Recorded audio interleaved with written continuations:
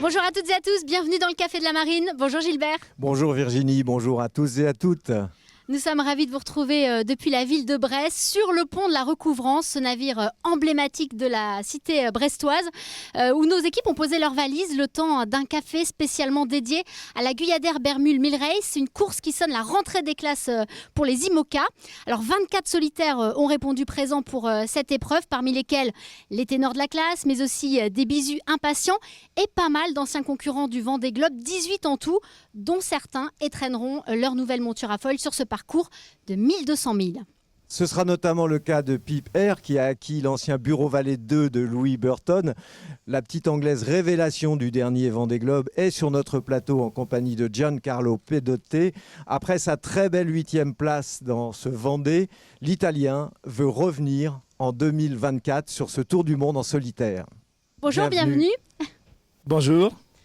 On est ravis de vous recevoir avec vos bateaux qui sont amarrés juste à côté. Et puis le soleil qui est au rendez-vous ici à Brest, on est chanceux. Giancarlo, après avoir fait tes armes sur la Mini Transat en 2013, puis remporté la Transat Jacques Vabre en multi 50 avec Erwan Leroux, tu t'es lancé dans ce Vendée Globe, tu as aimé, tu as signé une très belle 8e place et tu as envie d'y revenir, mais avec de nouvelles ambitions. Bah oui, c'est un peu ça l'idée. Je pense qu'un peu les premières Vendée Globe, c'est pour découvrir un peu si on aime ou pas et si on arrive bien évidemment à rester aussi longtemps en mer. Moi, c'était une expérience que j'ai beaucoup aimée. Et là, bien évidemment, j'invite à chercher améliorer mon bateau pour avoir un bateau plus performant et bien évidemment pour chercher d'améliorer la 8e place, pour justement avoir un nouveau défi et de nouvelles ambitions. Alors justement, ton bateau, il vient tout juste d'être remis à l'eau à Lorient après un chantier d'optimisation. Et la modification la plus évidente, on le voit derrière nous là, c'est une nouvelle étrave. Est-ce que ça va changer la vie à bord de Prysmian Group ? L'idée, c'est un peu ça. C'est avoir un bateau qui navigue un peu mieux dans de la mer croisée, qui sont un peu notamment les conditions qu'on peut rencontrer dans les grands suds. J'avais remarqué notamment que mon bateau, il avait tendance à pousser beaucoup d'eau, comme un peu tous les bateaux avec des carènes plutôt tendues de la génération 2016. Et donc, on a décidé de se lancer sous cette modif pour après donner suite à une modification des foils qui aura lieu l'année prochaine. Oui, c'est pour plus tard, les nouveaux foils. Pour le Vendée. Pip, ça c'est ta première course en IMOCA depuis ton arrivée du dernier Vendée Globe en février 2021. Tu avais éprouvé le besoin de souffler un peu après ce tour du monde en solitaire. Comment tu te sens ? On imagine que tu es impatiente de reprendre la mer ? C'était dur l'année dernière pour regarder le TGV comme spectateur, mais je suis sûre qu'il était la décision correcte pour mon projet. Mais maintenant, nous avons navigué beaucoup cette année avec les entraîneurs et je suis très heureuse pour être ici avec la flotte, mais très nerveuse. On imagine surtout que tu as fait l'acquisition d'un nouveau bateau, l'ancien Bureau Valet 2 qui était arrivé 3e du Vendée Globe avec Louis Burton. Tu l'as éprouvé déjà dans la brise, notamment on a des images où tu navigues au large de Concarneau. Une navigation tout sourire comme à ton habitude. Tu donnes vraiment le sentiment même d'une facilité, d'être passé de ton super bigou à ce foiler de façon très facile. Est-ce que c'est vraiment le cas ? Quelles ont été tes premières impressions à la barre ? Le bateau est incroyable. Il est un bateau avec un vrai pedigree. Et la première fois que j'ai pris le bas, j'ai entendu que le bateau est léger. Il y a un sens de puissance, mais aussi le bateau va vite. C'est incroyable. Et on voit ton sourire quand tu navigues, ça fait plaisir. Alors justement, tu as navigué avec Louis, le précédent propriétaire. Qu'est-ce que t'as apporté cet échange ? Lui m'a invité pour être dans le tripulant pour le Ocean Race Europe. Et comme ça, j'ai fait un fast track pour comprendre les foilers. Parce que d'être avec lui dans la course pour voir les réglages, les décisions, me donnait beaucoup de l'expérience et je l'utilisais beaucoup.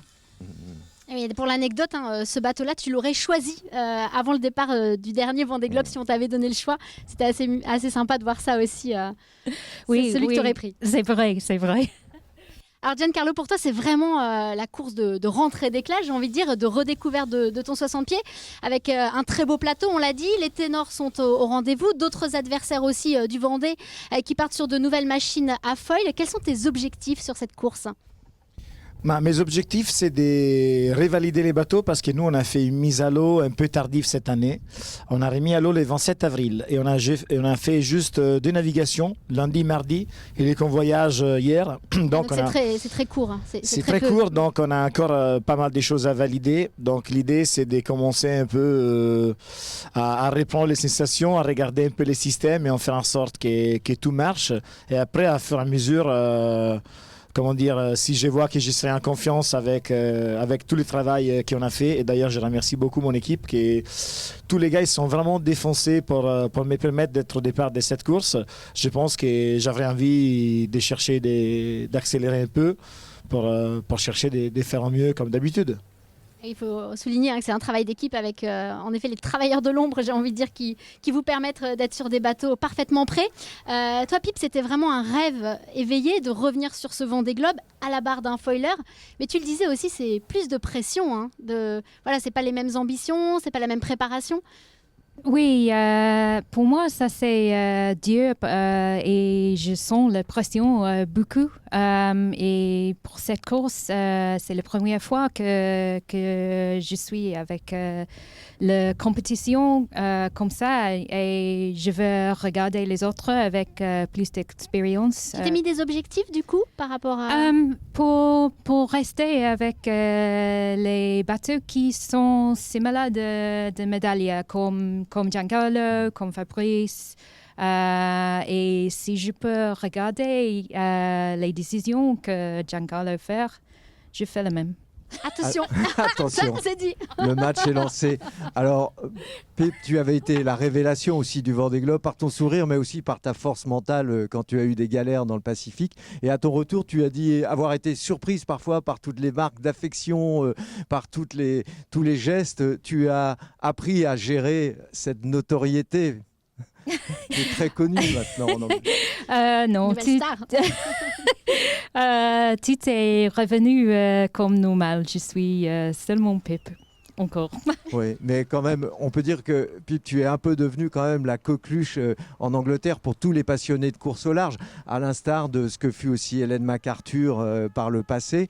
Même si je crois que c'est plus Isabelle Autissier qui t'a inspiré dans cette carrière. Oui, c'est vrai. La première fois que j'ai lu d'Isabelle Autissier, c'est la première fois que j'ai compris que les femmes peuvent faire le course au large. Et je crois que la MacArthur a démontré que les femmes peuvent avoir un bon résultat dans le course au large et ils ont les deux inspirationnels. Giancarlo, tu sens aussi vraiment... une effervescence en Italie. Est-ce que ton Vendée Globe a changé aussi le regard des gens peut-être à ton égard ? Je pense que ma course a permis à beaucoup d'Italiens qui ne sont pas touchés d'ailleurs par l'océan de connaître cet joli sport et voilà, et de se passionner. On a reçu beaucoup de messages sur nos réseaux sociaux, par mail. Et donc voilà, je trouve que ça c'est chouette. Moi, j'adore mon métier et je pense qu'on fait un sport des rêves. Et donc, j'aime bien que les gens ils puissent les connaître et se passionner des mêmes comme moi. Et en fait, Giancarlo, tu as été élu à 2 reprises marin italien en 2013, je crois, et en 2015. Et puis, tu as changé la décoration de ton bateau. Il y a une petite touche italienne plus nette. Et c'est pas simplement anecdotique, c'est plus que symbolique pour toi ? Quand je suis arrivé dans les Chanals au Sable d'Olonne, il y a eu un groupe de copains qui m'ont passé les drapeaux italiens de mon pays. Et bien évidemment, c'est une sensation forte. Pour moi, c'était vraiment forte d'accomplissement parce que j'ai porté vraiment mon projet sous les bras. On était une petite équipe. Je me suis défoncé pour arriver au bout de cette course. J'ai donné tout ce que j'avais et je pense même plus. Et du coup, on a décidé de mettre avec mes sponsors les drapeaux sur notre joli bateau pour donner un sens d'identité déjà à Prysmian Group. C'est un groupe international, mais avec un headquarter en Italie et bien évidemment à ma nationalité. Pip, une dernière question. Tu es revenu rincé de ton Vendée Globe. Tu as mis du temps à récupérer, tu t'étais blessé. On imagine que tu as changé des choses pour, dans ta préparation pour ne pas refaire certaines erreurs. Oui, pour le Vendée Globe 2020, j'ai des problèmes à cause de la nourriture. Tu as perdu beaucoup de poids. Hein. Oui. Et maintenant, je dois manger en plus, mais j'ai un entraîneur personnel aussi pour être plus fort pour la course. Et on espère que ça portera ses fruits. On vous laisse filer. On vous souhaite évidemment le meilleur sur cette toute première course de la saison. On va accueillir deux grands compétiteurs aussi qui occupent le devant de la scène océanique et entendent bien s'illustrer également sur cette Guyadère Bermude 1000 Race. En attendant qu'ils nous rejoignent, quelques mots peut-être avec le capitaine de la recouvrance, c'est Yann Fournier et son équipage donc, qui nous font l'honneur de nous accueillir. Bonjour Yann. Bonjour et bienvenue à bord. Merci beaucoup, merci pour votre accueil. Alors la recouvrance, c'est une goélette à huniers. Quelques mots peut-être de son histoire, d'où vient ce nom? Très rapidement, la recouvrance, en fait, c'est le bateau de la ville de Brest qui a été mis à l'eau en 92 pendant les premières fêtes de Brest. Et donc la recouvrance, c'est le nom d'un quartier de Brest très connu, hein. Il y a le pont de Recouvrance, donc, qui est le quartier historique de Brest. Et donc recouvrance, quand on dit recouvrance, on pense à Brest. Alors 5 personnes composent l'équipage. Vous êtes présents sur les grandes courses et vous proposez aussi des croisières et des navigations à la journée. Hein. Alors on fait beaucoup de croisières à la journée, à la demi-journée, les couchers de soleil, et puis plusieurs jours. Et on participe aussi également à beaucoup d'événements. Là, on va commencer notre saison donc demain avec la Bermude 1000 Race et on la terminera à la au début novembre avec le départ de la route du Rhum. Et ça participe au plaisir des yeux de voir ce beau bateau sur l'eau aussi sur ces grands événements. Merci beaucoup Yann. Et donc toutes les infos c'est sur le site larecouvrance.com. Voilà, si vous voulez faire des naves à la journée, pourquoi pas une petite croisière aussi de 4 jours, n'hésitez pas à aller voir sur le site. Alors, on revient à la course. Ils sont installés, nos deux invités, vous les avez reconnus, donc Jérémy Bayou qui en attendant son nouveau bateau en construction s'élance sur cette course avec Charal 1 qui reste un des bateaux les plus performants de la flotte, et puis Nicolas Luneven qui remplace au pied levé Clarisse Kremer à bord de Banque Populaire. Clarisse qui attend un heureux événement. Bienvenue messieurs, bonjour. Bonjour, merci d'être avec nous dans ce café. Alors Jérémy, il y a eu un bon chantier sur ton bateau qui est revenu en cargo de Martinique après la Transat Jacques Vabre, mais vous avez remis à l'eau assez tôt, vous avez eu l'occasion de pas mal naviguer. Comment tu attaques cette première course de la saison ? Effectivement, c'était un chantier qui était quasiment uniquement de la maintenance. On a fait très très peu de modifications sur le bateau. C'est de l'inspection, des petites corrections de 2-3 petits éléments. Et puis l'idée, c'est comme c'est une année en solo, que ça faisait depuis le Vendée Globe que j'avais pas couru tout seul sur mon bateau. L'idée c'était de remettre à l'eau très vite et de refaire ses gammes. Basiquement, encore et toujours. C'est un éternel recommencement. Début mars, si je me trompe pas, on a commencé à naviguer. On s'est pas beaucoup arrêté depuis. Alors Jérémy, il y a un superbe plateau sur cette Guyadère Bermude 1000 Race. Tu vas notamment retrouver des petits camarades de jeu de la Transat Jacques Vabre ou du Vendée comme Thomas Ruyant, Charlie Dalin d'Apivia. On imagine que tu as une farouche envie de les devancer. Oui, toujours, c'est le cas sur la Jaguar, mais ils étaient devant, ils ont mieux navigué. Je suis content de retrouver Nico aussi, avec qui on a bataillé une partie de la Jacques Vabre, moi avec Christopher et lui avec Sam. Et sur un format qu'on connaît un petit peu pas mal avec Nico, qui ressemble un petit peu à un format sur la durée en tout cas de Solitaire du Figaro. Donc ça, on ne doute pas que ça va envoyer comme ça. Ouais, ça va envoyer. Je ne sais pas s'il y aura beaucoup de vent et que ça va envoyer du lourd en termes de vitesse. Vous serez au taquet, quoi. Mais on sera au taquet et je pense que c'est pas Charal, Apivia, Linkout. Je pense qu'il y aura beaucoup d'autres bateaux capables de faire des bons scores sur cette course. Oui, il y a de la concurrence. Alors Nicolas, toi tu as une grosse expérience en double en IMOCA. Tu as navigué avec Sam, aussi avec Kevin, Morgan. Là c'est ta première course en solo sur ce support. Comment tu l'appréhendes ? Comment tu te sens ? Tu te sens bien prêt ? Écoute, bien prêt, je sais pas, parce que vu... un remplacement un peu au pied levé. Ça s'est quand même fait un petit peu de dernière minute. Donc j'ai navigué pour la première fois sur le bateau il y a à peu près 3 semaines. Donc c'est quand même un petit peu serré en termes de préparation. Maintenant, j'ai quand même beaucoup de chance parce que le projet qui est hébergé chez Banque Populaire, du coup, il y a toute la force de frappe de l'équipe derrière qui est vraiment Hyper superbe. rodé, ouais. Ça facilite l'adaptation. Oui, c'est sûr. Je pense qu'on n'aurait pas été capable d'être à ce niveau de préparation. Alors même si c'est sans doute un niveau de préparation qui est largement inférieur à des équipes comme celle de Jérémy ou d'autres, les équipes qui sont au top niveau. Comme je le disais ce matin, pour le moment, on n'est pas vraiment tourné vers la performance, mais plus sur du fonctionnement et être sûr que moi, je sois capable de me servir du bateau en solitaire. C'est quand même une première pour moi de faire de l'IMOCA en solitaire. Et puis que sur le bateau, tout fonctionne bien et que tout soit le plus fiable possible pour la course. Et puis, comme le disait Jérémy, c'est un format finalement qui me va très bien pour commencer parce que c'est vrai que c'est un format de 4-5 jours, c'est pas trop long, c'est des zones de navigation qu'on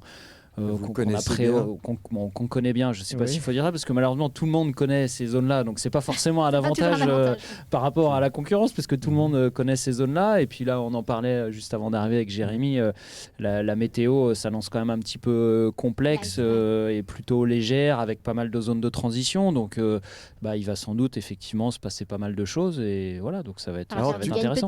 Alors tu es arrivé dans cette écurie parce que Clarisse met la compétition un petit peu entre parenthèses. Tu seras aussi au départ de la Vendée Arctique, donc c'est 2 piges. Comment ton nom est arrivé en haut de la pile ou est-ce que tu étais en relation avec Banque Populaire pour d'autres projets ?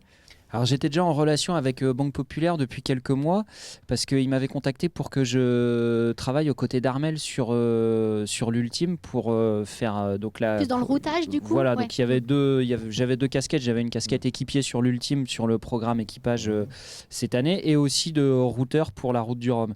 Et puis de fil en aiguille, l'équipe m'a proposé aussi d'intervenir plus tard sur le projet de Clarisse en vue de préparer le Vendée Globe 2024, notamment sur la saison 2023, qui sera une saison en double pour les IMOCA.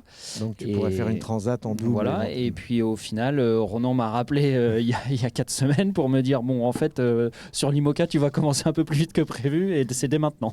Bonne nouvelle. Donc plutôt une bonne nouvelle, oui. Alors Jérémy, toi tu vas disputer cette course puis la Vendée Arctique aussi cet été. Mais il y a ton nouveau 60 pieds sur un plan Manuard qui est actuellement en construction. C'est un projet, on imagine, très motivant. Pas simple aussi de rester focus sur ce char-là, j'imagine. Ouais, c'est sûr que l'emploi du temps est bien chargé. Maintenant, à la fois avoir toute cette équipe autour de Sam Manuard, Nico Andrieux, Pierre-François Darnis qui développe un petit peu toutes les idées qu'on avait depuis quelques années sur Charal 2 et pouvoir continuer à naviguer sur Charal 1, forcément c'est le rêve. Il n'y a pas d'interruption dans le programme sportif et c'est sûr que quand Charal 2 sera mis à l'eau fin juin, je serai fin prêt à rôder au solitaire et il y aura ça va être assez court en même temps. Est-ce que tu sens que le temps sera suffisant pour se préparer à la route du Rhum ? C'est assez court, la mise au point est toujours complexe de ces machines. On est parti un petit peu sur le même type de planning que sur le précédent Vendée, que sur la précédente campagne, mais on a gagné 2 mois par rapport à la mise à l'eau il y a 4 ans.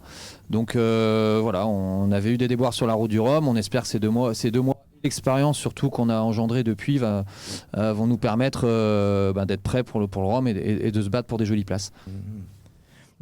Nicolas, toi, il y a pas mal de marins d'expérience auxquels tu t'es frotté, mais souvent à armes égales. L'IMOCA en solitaire, c'est quand même une première pour toi qui a aussi ton propre projet Vendée Globe.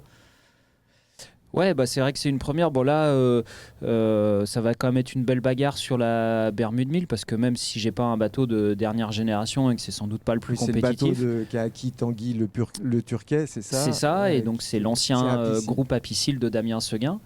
Mais on est 24 bateaux sur la ligne de départ ici et je crois qu'on est à peu près une dizaine de bateaux à dérive. Donc ça laisse quand même présager une belle bagarre entre nous. Donc j'espère pouvoir en faire partie. Et puis c'est une façon différente un petit peu d'appréhender la course pour toi, je veux dire c'est vrai que c'est une façon différente, mais je t'avouerai que dans le cas d'une première expérience en solitaire sur IMOCA, je ressens pas du tout de frustration là-dessus. Moi, je suis super content de pouvoir bénéficier de cette expérience-là grâce à Banque Populaire. Ouais, ça te permet et puis, quelque part aussi, ça m'enlève aussi un petit peu de pression par rapport à un résultat sportif éventuel qu'on attendrait de moi avec la posture que je pourrais avoir si j'étais si j'étais à la barre d'un bateau dernière génération. ultra performant de dernière génération. Donc ça m'enlève un petit peu cette pression-là et ça me permet de me concentrer de manière un petit peu plus sereine. Je ne sais pas si c'est le bon terme, mais voilà, sur la préparation. En fait, on a une équipe. J'ai une équipe autour de moi qui est vraiment super. On n'est pas. Qui t'a super bien intégré aussi. Ça c'est super. Bien Oui, passé c'est ça. Humainement aussi. C'est vrai que, comme je l'expliquais, oui, ça s'est fait au dernier moment, ce projet, ça s'est fait il y a 3-4 semaines, mais d'un autre côté, ça faisait plusieurs mois que j'étais quand même en discussion avec l'équipe Bangpop pour les intégrer pour un autre programme. Donc au final, humainement, j'avais déjà la relation avec les gens.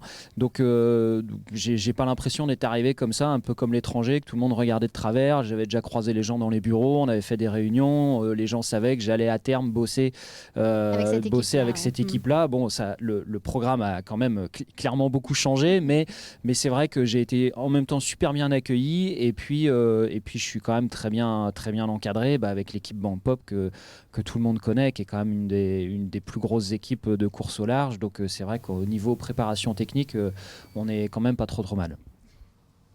Peut-être on va parler du parcours maintenant qui a été concocté par Jacques Carès, le directeur de course. Un grand triangle au large du golfe de Gascogne et en mer Celtique avec, donc il y aura notamment au programme le passage du Fastnet et puis le Cap Finistère, Finistère 2 RE, attention, qui est au nord-ouest de l'Espagne. Le format, il est hyper intéressant, Jérémy. Oh ouais, c'est une belle balade. On ne sait pas exactement dans quel sens on va la Ça dépend faire. de la météo, vous savez toujours pas. Exactement. Hein, je crois que ça sera demain lors du briefing ou samedi.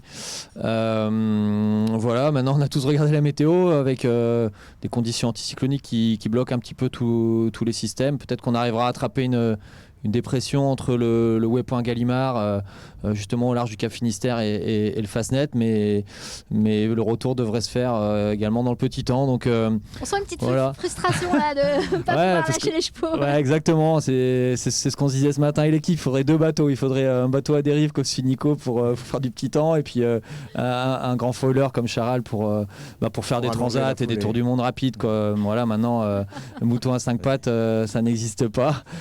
Et donc, il faut faire avec ce qu'on a et je pense que tout le monde aura des difficultés à trouver la bonne stratégie, à être le plus rapide tout le temps. Donc ça va être ultra intéressant et il y aura probablement des regroupements et ça risque de ne pas être fini jusqu'à la fin.